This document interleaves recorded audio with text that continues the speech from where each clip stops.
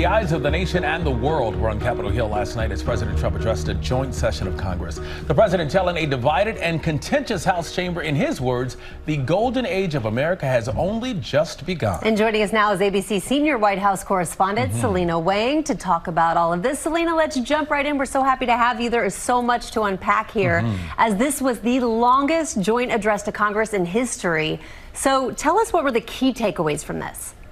Yeah, Brianna, and I mean, it set a record when it comes to the length of time here. And for about 100 minutes, the president was taking a victory lap. He was touting what his administration has done since inauguration. He praised the dramatic changes that he's making in this country. There was a really stunning moment where he specifically called out Elon Musk and praised his efforts to dramatically slash the size of the federal workforce with these mass firings. And Republicans, they immediately jumped to their feet to praise and applaud Elon Musk. It was just this stark show of the immense power in the hands of this unelected tech billionaire. Now, President Trump was also combative. He did not try to reach across the aisle to Democrats. In fact, he repeatedly attacked former President Biden. And in general, the speech was really light on policy details. In many ways, guys, it felt like a typical Trump rally sort of vibe.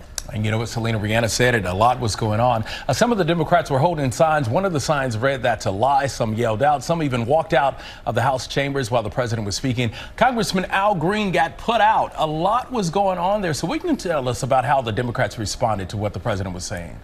Yeah, DeMarco, a lot was going on, and just those varying reactions that you talked about really just goes to show how Democrats haven't exactly figured out how to respond to President Trump.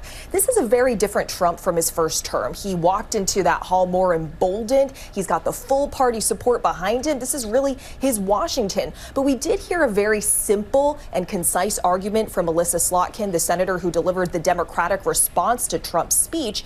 She basically said that all of Trump's policies are going to make life more expensive for Americans. She also had a message for exhausted Democrats, saying this is not the time to tune out. The stakes are just too high. Let's talk about Ukraine, Selina, because President Trump says he received a letter from President Zelensky. What does this say about where negotiations stand, and what did the president say about Ukraine? Yeah, well, in the president's speech, Trump made it appear like he wants to see a reset in relations. He said that Zelensky is ready to come back to the negotiating table and to sign the minerals deal. So this is a big shift in tone. It was just days ago that there was that disastrous Oval Office confrontation. You're seeing some of the footage there right as I speak. After that meeting, Trump kicked Zelensky out of the White House, leaving that minerals deal on the table.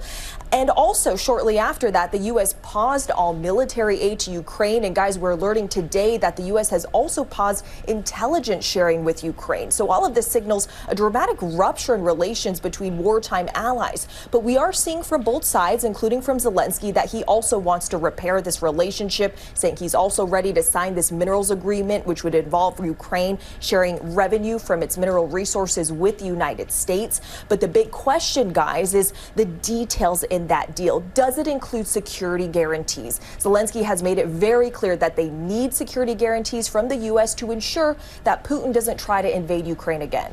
All right, Selena, let's talk about the new tariffs that have been placed on Mexico and Canada. I mean, they had the stock market rattling over the past couple of days. I hear there is talk of a compromise. What do we know about that, and how will it impact our pockets here in America?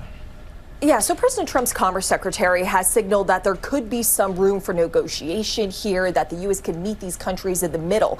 But last night, President Trump emphasized that he believes tariffs are going to make America rich. He sees this as more than just a negotiating tactic. And economists estimate that it could cost the average American household up to $2,000 more in just a year. We're talking about groceries at the gas pump, clothes, electronics. In fact, the Target CEO is warning that we could see those grocery prices increase in just the next few days.